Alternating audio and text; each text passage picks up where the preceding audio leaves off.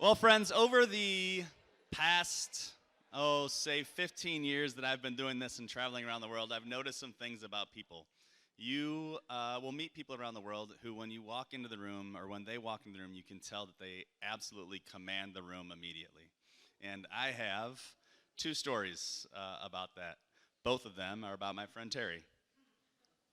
I went, Terry, what year was Hurricane Sandy? 2012? What year was Hurricane Sandy? 2012. 2012 in the fall, Hurricane Sandy hit Staten Island really hard, and my colleague Jay and I flew out to Baltimore the very next day and drove up to spend some time with Terry, and we went to all these meetings with her, did all these things with her, and we get to the last meeting of the day, and it's all these super high-powered people in New York, and they're all talking and talking and talking about what we should do, how we should do this, how we should do that. And they're not really getting anywhere until Terry spoke. And Terry commands the room. And Terry starts talking, and everybody stops. And everybody kind of looks at each other, and they say, Terry, do you think that's what we should really do? She said, that's not what we should do. That's what we're going to do. And they all just kind of nodded and said, okay, now how do we do that? And they all looked at Terry, and she told them how. That was my first story about Terry. My second one is about 2 years later, I took a group of Hope students to Project Hospitality for a spring break trip. I'm not sure Terry really even knew we were coming because somebody else does that at Project Hospitality, but we're staying in this old church, and I had texted her the week before and said, hey, we're coming. Will you come hang out with our group for a little bit? And she said, of course I will. So I get there, and we were talking to the volunteer coordinator, and I said, hey, do you know when Terry's going to come hang out with my team? And the woman looks at me, and she goes, Terry's not coming to hang out with your team. She's way too busy to do that. And I said, no, she said she was going to. She's like, Terry Troia said that? I said, yes. And I showed her the text message, and she goes, oh, where are you guys from? And I said, well, I'm Scott. I work for the RCA. And she goes, oh, maybe Terry really did tell you that. So she's going to come on Wednesday night and have dinner with us in this church basement. And about 6 o'clock comes, and we're having dinner, and Terry doesn't come. And about 6:30, she texts me and says, hey, I ran into a hiccup. I'm still coming. Okay. About 8 o'clock, she says, well, I'm still in the hospital. This kid who's a volunteer broke his ankle playing basketball, and I had to be the one who took him. Okay. About 10:30. It's taking longer than we thought. Okay. About midnight, Terry rolls into this basement and sat in the middle on a swivelly chair with wheels like the ones you guys are sitting on, had the whole group circle around her and talked about what she does, why she does it, and why she cares. And then she pointed at each kid and said, tell me your name and what your major is. And she commanded the room. And every single kid said their name and what their major was. And this one kid says, well, I'm pre-law. And she says, you don't have to be a missionary. Let me tell you how you can be a missionary with my organization. I need you to be pro bono so that when this kid gets arrested, you can go get him out of jail the next morning before he goes to Rikers. Because if he gets to Rikers, they're sending him home. And home isn't here. And she did that for every single kid, regardless of what their major was. Because Terry knows how everybody's a missionary. And I've learned more about mission from Terry Troia than maybe I have anybody else. So now you get to learn a little bit from Terry.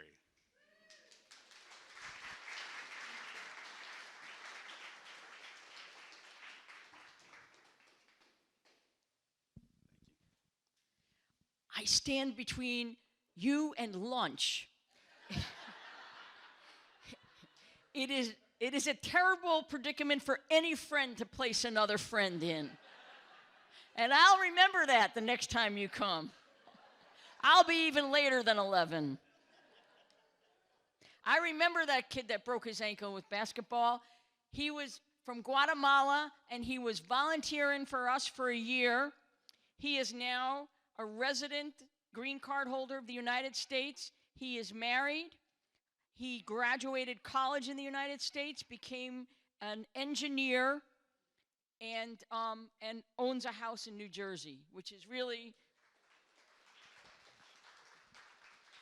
what you aspire to when you live on Staten Island, because Jersey, we all know Jersey is the promised land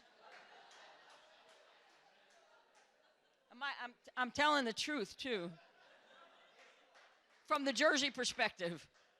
Okay, you all have pieces of paper. We're all going to work on this. There's pieces of this paper here that's got questions, okay? And we're going to start off with just like a little meditation. Is that okay? Can we try to do the slides first? And then hopefully they'll inspire you. This is not just about not-for-profit, but I kind of covered all kinds of different kind of collaborations. All right, so here we are, collaborating with FDNY. Does anybody know what FDNY stands for? Fire Department New York. Okay, they cooked like 120 turkeys for us 2 Thanksgivings ago, and I had to go somewhere in the Bronx and pick up all those turkeys and get them in the van. And we distributed them at Catholic Charities. So collaboration with FDNY, collaboration with Catholic Charities. Next slide. Weekly distribution at public housing. We do this every Wednesday. It's going on right now. We drop off a pallet of veggies every Wednesday morning, and then there's a Chinese Christian prayer group who distributes the produce to the residents. I don't know the name of the prayer group. It's not in English. Doesn't matter. They're always there at 9 o'clock, and they receive the produce, and that's the main deal. Okay. Amen.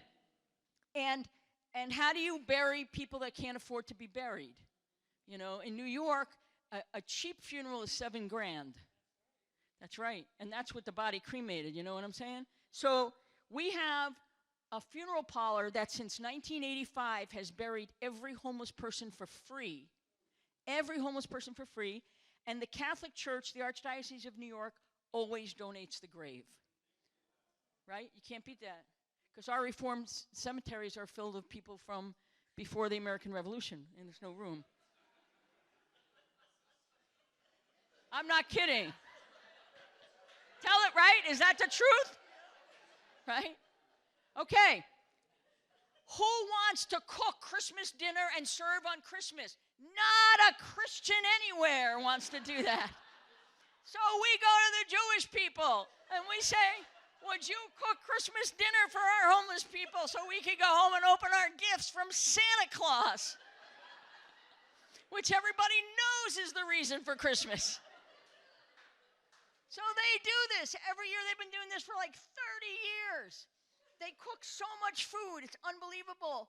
And we pick it up or they drop it off at Christmas Eve afternoon. So we can go to church Christmas Eve night. And they don't call it Christmas dinner. They call it December 25th dinner. Hey, a rose by any other name tastes the same. Okay. Our Rabbinical Alliance project, our kosher food project, delivers produce to Christian churches. So this is St. John's Church. This is Azariah. He's an intern from Harvard University who came to learn how to serve people. And here we are. And you can tell he's Jewish. He's Orthodox Jewish because his tzitzis, which is the 613 commandments in the Bible. I know we have 10, but there's 613. I don't know if you've counted them all. And so they hang. His rabbi says he can't enter a Christian sanctuary. So he gets the food all the way up to the church door. As long as he gets it up the steps, I don't care that he doesn't enter the sanctuary. I care that he gets it up the steps for me. Okay, next slide. Okay, this is the Holy Name Society of Sacred Heart Church packing Thanksgiving meals for distribution at Project Hospitality in Faith United Methodist Church. I left that piece out. So you got a Methodist church, you got a Catholic church, and they're doing something for our ministry. Next. This is the largest and the richest Catholic parish on Staten Island. Our Lady Help of Christians, they do 2 things for us a year, but it's big. Thanksgiving packages for 300 families plus, and they cook all and the FDNY cooks all the turkeys for Thanksgiving, and it's distributed at Catholic Charities because they have a very big yard, and we can line everything up. That's like really important. 20 Staten Island schools, public and Catholic, because we don't have Christian Protestant schools in Staten Island, donate and sort canned food for holiday baskets. They do this major food drive, and the 20 schools bring in a lot of food, and then they sort everything out, and then we repackage stuff for the holidays. Next. Catholic and public high schoolers preparing the Thanksgiving baskets for us. Next. These are just collaborations. Public elementary school schoolers serve soup kitchen at Project Hospitality, and that's our chancellor in the back there. So these are Staten Island church people at City Hall asking the city for more money for food pantry food. That was a wasted trip. Anybody know Reverend Karen Pershing, also known as Reverend Karen Jackson? Yeah, give it up. So that's her with Reverend Dr. Demetrius Carolina of First Central Baptist Church. He's another shaker and mover in our community. He created a not-for-profit attached to his church called First Central Family Life Center. And I know we just heard about disaster preparedness. They hosted a conference on climate relocation and buyouts, and then we toured the areas affected by Sandy on Staten Island. This was about a month ago. And so they worked with the Interfaith Disaster Services of New York, or New York Disaster Interfaith Services, whatever. So that's, again, a collaboration of a not-for-profit, a church, and us. And this is a disaster group. They're called Gaian Rescue. I really love that picture. We are disaster relief. That really personalizes it. 43 people drowned, were electrocuted, or carried away by the wind and crushed during Superstorm Sandy on Staten Island.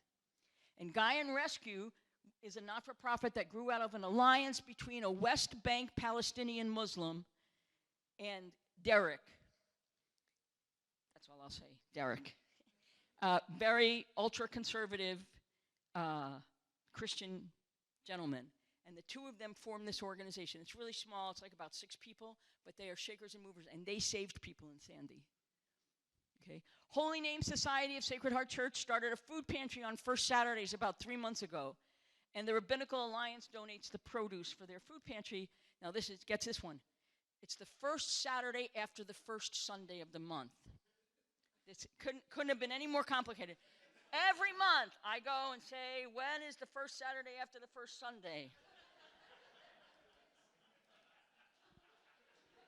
Seriously, I'm not making that up. That's the truth.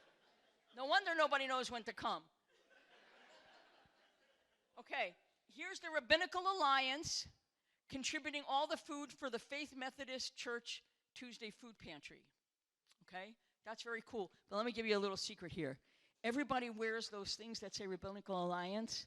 They're not Jewish people. They're wearing that so if ICE comes, they look more like Americans. Really, that's why we did it. And this Faith Methodist Church is 9 Caribbean women and 1 Caribbean man. That's the congregation. They do more on Staten Island than any other church in Mission. When we had a big influx of immigrants that came to New York back in October of 2023, they were the first and the only church to open its doors. Roll out cots, and they had 10 Muslim young men from Africa, I forget which countries, Mali. And they took care of them, and as they got places to go, they took more men in. And their only question was, where do we get halal food? And then I broke the news to them that on our side of Staten Island, all of the pizzerias are Albanian, and all of the food in the Albanian pizzerias are halal because the Albanians are Muslim. So you don't got to look for a halal place. You just got to find a pizzeria. And they were like, oh, wow, that's all we got to do. I said, that's all you got to do. So those guys ate well. Speaking of Albanians, the Albanian Islamic Cultural Center is the largest mosque on the eastern seaboard of the United States. It's huge, and they just built a school, kindergarten to 12th grade. And this is a couple of months ago. This was August. They're hosting a meeting with church immigrant advocates on how to plan to protect immigrants from ICE raids in our neighborhoods, okay? So I'm going to point a couple of things out that I think are interesting. This pastor and this bishop are from Bethel Community Church. When the Dutch Reformed folks from the Caribbean islands came to Staten Island, I want to say in the 1950s, Brighton Heights Reformed Church, which birthed our ministry, was segregated. And they were turned away from Brighton Heights Reformed Church, even though they were Reformed people. And so they founded Bethel Community Church down the street.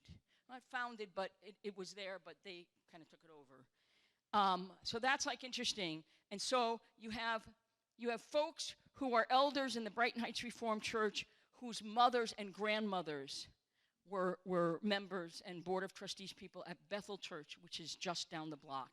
Now, and of course, Brighton Heights is integrated for many, many years, but just to get a perspective of that. So this is us all at the table. So that's the head imam. And this is a representative of the African community, a representative of the Latino community. That's my head. That's halal pizza. And here we are. We're planning our fall calendar. Next slide. Okay, I love this picture, right?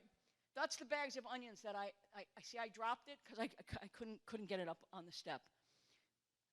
They have their food pantry in the sanctuary. So when you walk in on a food pantry day, everybody is sitting in the front. They have the candles lit. Everything is quiet as people come up. It's like just unbelievable. And right there's the center of the church with the food, and the people just walk up the side and come down the center with their bags open and take what they need. Isn't that amazing? Okay, this is our Hasidic community. This is Mordecai. Mordecai calls me every Wednesday. He sells solar panels for roofs. But every Wednesday, he runs to Williamsburg, Brooklyn, which is a big Hasidic community, and he picks up food from kosher stores, all donated food, and he brings it to a parking lot, and he drops it off, and he calls me and tells me it's there, and then I make sure that we get the produce there. So we provide the produce, they provide the food. Their food pantry is at 10 p.m. on Wednesday night. I can't do 10 p.m. So but they do at least 100 people, maybe more, every Wednesday night, and he's the guy that makes it happen. And he calls me when he's back from Brooklyn to tell me the food's there so I can bring the produce. So, next. It's mostly seniors that go to that. This is St. Mark's Coptic Orthodox Church, which is an Egyptian church from Washington, D.C., and they are serving food at the Faith United Methodist Church on Staten Island. They took a mission trip to New York to learn about hungry people. They're from a pretty upscale part of Washington, and we welcome them. So, like, they were very grateful to be part of the ministry of Faith United Methodist for a week. There's Azaria from Harvard delivering. I like this picture because you got Azaria's yarmulke, and you got the cross from Faith Methodist Church, right? And that just happened in the picture. Okay, next. This is the first shelter that Brighton Heights Reformed Church opened in 1983. Next. Okay, this is Reverend Merriman of blessed memory of First Presbyterian. He opened the first women's shelter. Elder Hannah Nortiga of the Brighton Heights Reformed Church, and she helped open the first men's shelter in 1983 on Staten Island. Next. And I don't know, Kirk Vandersall. What's Stan Vandersall, right? Was it dad? Anybody remember the Vandersalls? He was the head of the Synod of the Heartlands, right? Anybody old enough to, right? Anybody young enough to remember? Okay. So,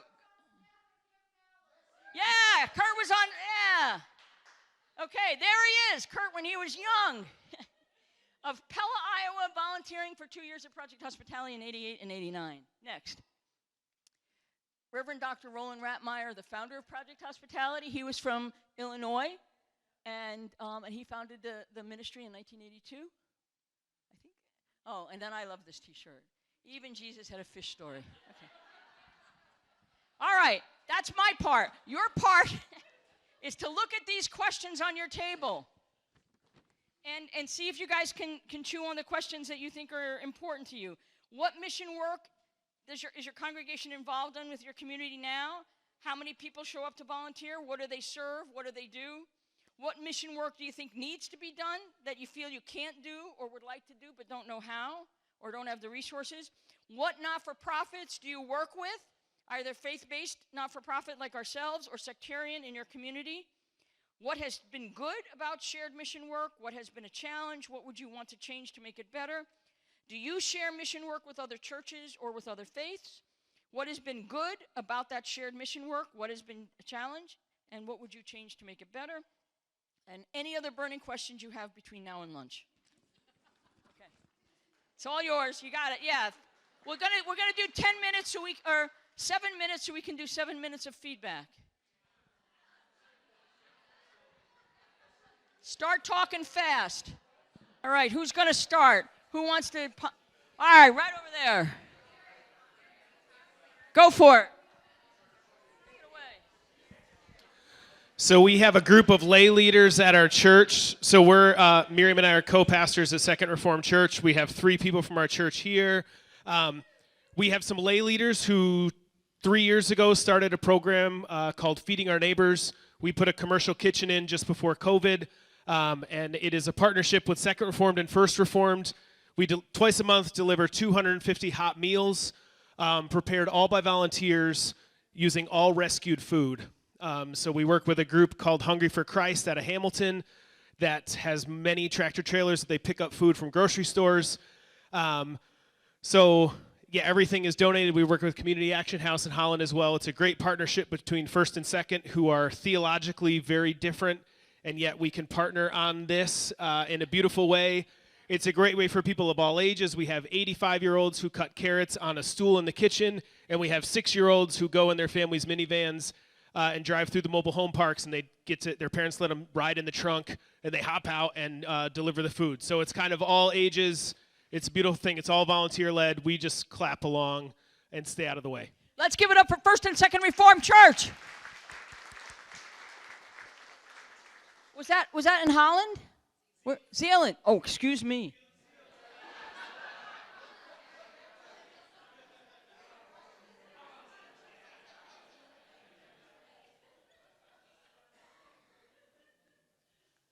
All right. That's even more Dutch than Holland. I know. I got arrested there once. The Holland elders from Fourth Reformed had to bail me out. It was so much bail money, Fourth Reformed went under in Holland. I didn't have my license on me. Okay, that's really fabulous. You got that going. You should write that up. That's like really important. You know, and then what the pitfalls were. I didn't even know that there were Reformed churches that had theological differences. You might want to write up your theological differences too. We can tackle that on the next one. Let's make a note of that. Thank you. That's really beautiful. That's one heck of a ministry. Okay, who else? Where do we go? Michael. Unlike Staten Island, Project Hospitality, DeWitt Reformed Church is one of the largest church food pantry in the city of New York. We get our funding we write grants from United Way, federal, city, private donors, and we serve almost 1,000 people a week, volunteers, and Common Food Pantry is a farm product, and we purchase farm items from the state of New York farmers. All right, let's give it up for DeWitt Reform, largest church food pantry in New York City, 1,000 meals a week. All right. Yes, hi. Hi. I'm from Rosewood and Jennison, so I'm right next to Zealand. We're better. But we have lots of things that we do, but one that I know we have people from all over the United States is called Care Portal, and it is available all over the United States. It is a great partner for us because we live in a city that we don't have homeless people walking around, but all of our needs are hidden. They're very easily missed because you go by the houses, they all have nice lawns. But what this organization does is it works with schools and Bethany Christian Services or whatever your services are in your area, and they connect you with those people. So it's buying snow pants for kids at school, or it's providing a bed so that this kid doesn't go into foster care because they have a bed now. So it's a way that organizations, secular and Christian, connect with a church, and they're in every state in the United States. So look it up. They're great, and it's free. Care Portal, and you can opt in. So whether you're a church that's got 20 people or 2,000, you can just respond. So if someone, like this past Christmas, we were able to give a person a house because we paid their down payment of $2,000 because I sent it out saying, I don't know if this is going to work, is our first one. And we had someone respond and say, yes, I want to give this kid a home for Christmas. And we filled their whole house. They live right down the street from us, and we still are connected with them today. But it's a great way for people to find the hidden needs and connect. And it's free for you as a church to do. And you can opt in as much as you want or as little. So I encourage you to look it up. It's called Care Portal. So. Wow, let's give it up for Care Portal. That is high-tech stuff. Hello, I'm from Traverse City, and we have an organization called Freedom Builders, which is supported by numerous churches. And what Freedom Builders does is if you are an elderly person, a single mom, or someone that's at a poverty level, they will make basic home repairs like a new roof, or if they have a wheelchair and they need a ramp built, the ramp is built. So there's 2 or 3 people that are employed, and the rest are all local volunteers that come in and provide the elbow grease. That's amazing. And where is that? Traverse City. Traverse City. That's on the other side of Lake Michigan. Just go straight north. Okay. Okay. Thank you. Wow. Northern New Jersey, Pompton Plains, we went through all the steps to establish a 501c3 called Community Partners for Hope. Members of Partners for Hope are our local hospital, the Realtors Association, all the civic groups, the schools, township leaders, all the churches, the Chamber of Commerce. All these different organizations meet together monthly to tackle the problems in our community together. We've discovered that there are things that churches can't do because we're churches, but when you belong to an organization like this, it tends to open doors. So it's hard to put it together, hard to manage it, but it's been worth it. Tackling things like opioid abuse. We lost 10 kids from one graduating class to opioid overdose. So we speak Narcan in our town, the language of Narcan. And then food packaging events where we package 150,000 meals in one day. To some of them stay local, half of them go to places around the world that need the food. So just bringing all the voices together, healthcare, local leaders, the schools, police departments, Parks and Rec. They're all members, including the churches. So it's worked for us. Partners for Hope, right?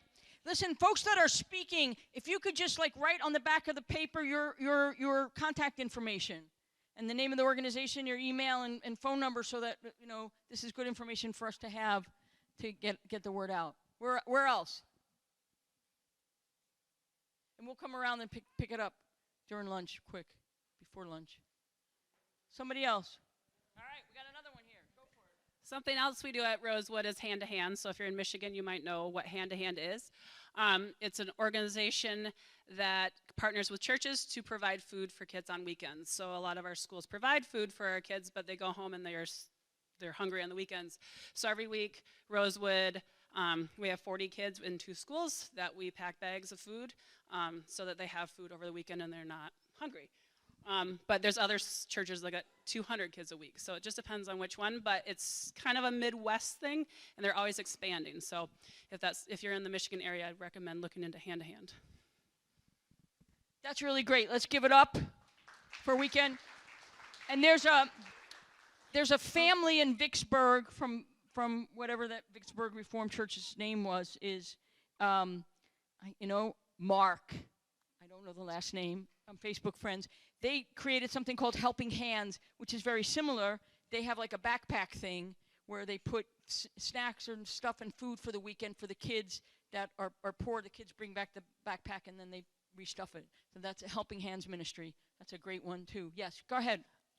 This is for the Holland-Zeeland area. We have what we call the Food Club, which is a grocery store that people who are in poverty level can go in and get points. They don't use money, and they can buy food. And it runs just like a grocery store. It's fabulous. How do they get the points? How does that work? Oh, the social workers come in and help them figure out what their income level is and what they can afford and how many children are in the family. And in that way, they also get to know them and help them with other things. That's great. And it's the church that does this? No, it's a community action house, but it's supported by churches. Okay, Community Action House. In what part of Michigan? Where? Holland. Holland, Well, got it. It's almost on the border of Zealand. Oh, we call those border ministries. Okay, somebody else. Come on, these are a lot of great ideas. This is like really, we're popping here. Just one thing, we unlock our building at 5 or 6 in the morning and lock it at 11 o'clock at night, and every room is filled all the time with everything. Some of the things we're running ourselves, some things we're just sharing and letting other people use the space. But I think that that's just one thing we could say generally, that the value of finding ways to be open. There are people, and sometimes that spirit's going to move from somebody outside your church that needs a place to be. So I'll just leave it at that. I have a chance to speak later, but I think that's something we can all do more of. Name of church. Reformed Church of Highland Park. We have about 3,500 people a week in the building. Oh, of course. Through all that.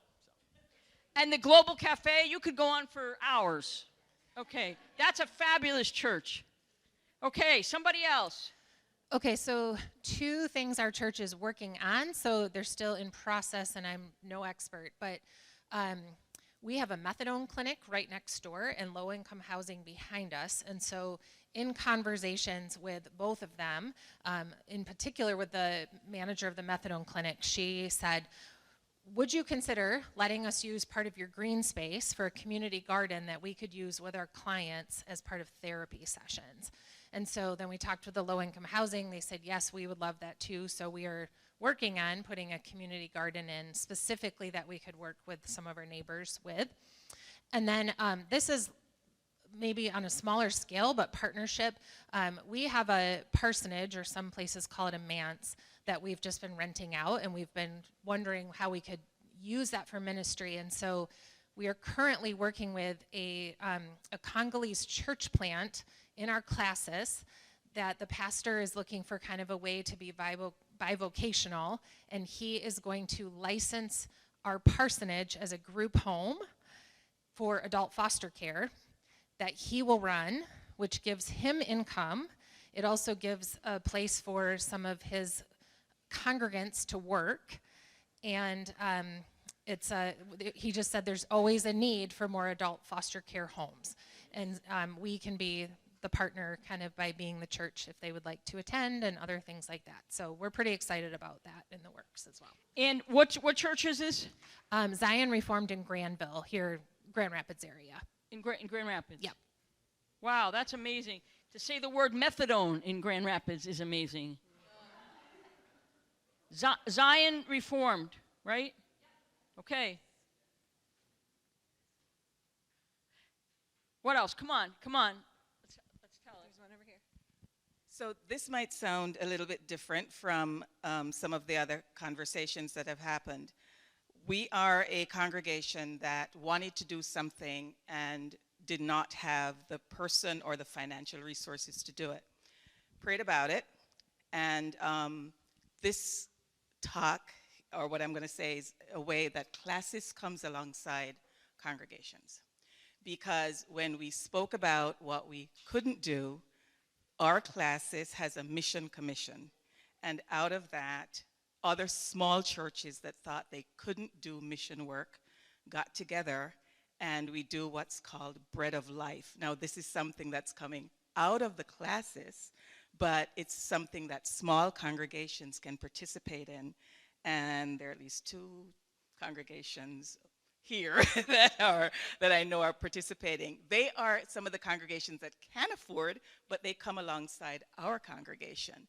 And so what started 3 years ago as only 2 or 3 churches doing something, it's now 10 churches. And we have served sandwiches and snacks and had conversations with people on the street, on Broad Street in New York. And we've been doing that now for 3 years, nonstop, rain or shine, we're there. And it's just interesting to say, when you sit back and say, I don't have the resources to do it, but you pray about it, God answers your prayer, and then your classes comes alongside you and says, okay, let's see how we can get the classes to do something. This is just, I think, the beginning of what our classes and what will become, whatever it's going to be in the next, whatever, that we can build on this, because it's now starting to generate partnerships with people in the community, secular and otherwise. So we thank God for answering prayer, but at the same time for sparking what, you know, was needed in Newark for that time. So thanks to all the churches who are helping, but thanks to God for answering prayer.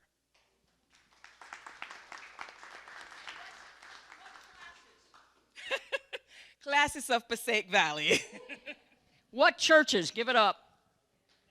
Come on. What other churches? What other churches?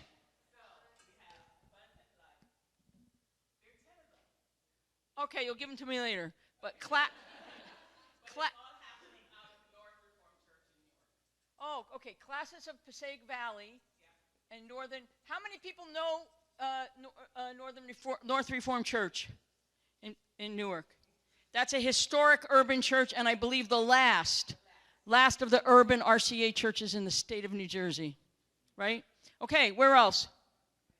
Hi, I'm from Traverse City. I go to Faith Reformed Church, and we have another interdenominational organization called Single Moms, moms with 2 M's, and it works to support single moms, whether it's providing them with a mentor on child rearing. Economic needs might be gas cards or get some tires on the car, special classes and special events to support people that are raising children on their own. And what church is that? Faith Reformed Church in Traverse City, Michigan. Okay, same Traverse City, right? Wow. Okay, let's give it up, everybody, for everybody. Please turn over that paper if you had something, and put your contact info so we can make like a little list of all of these ministries. So these are ideas for people to take back to their homes. Thank you very much. Thank you.